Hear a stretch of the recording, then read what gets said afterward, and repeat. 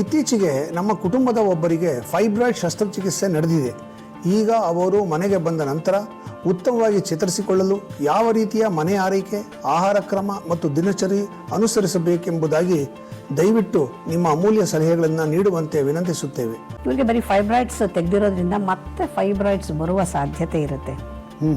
ಒಂದು ಸಾರಿ ಕತ್ತರಿಸಿದ ಮೇಲೆ ಆ ಜಾಗದಲ್ಲಿ ಮತ್ತೆ ಬೆಳೆಯುವಂತ ಸಾಧ್ಯತೆ 100ಕ್ಕೆ 100 ಇರುತ್ತೆ. ಹಾಗಾಗಿ ಇವರು ಮತ್ತೆ ಬರದೇ ಇರೋ ರೀತಿ ಜೋಪಾನ ಮಾಡ್ಕೊಳ್ಳೋದು ತುಂಬಾ ಮುಖ್ಯ ಆಗುತ್ತೆ.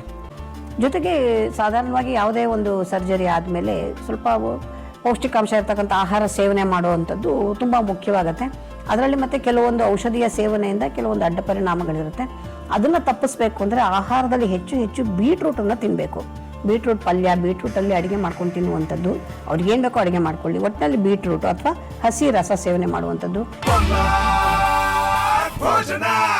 ನೋಡಿ ನಿಮ್ಮ ಸ್ಟಾರ್ ಸುವರ್ಣ ಹಾಗೂ ಜಿಯೋ ಹಾಟ್ ಸ್ಟಾರ್ನಲ್ಲಿ ಮಾತ್ರ.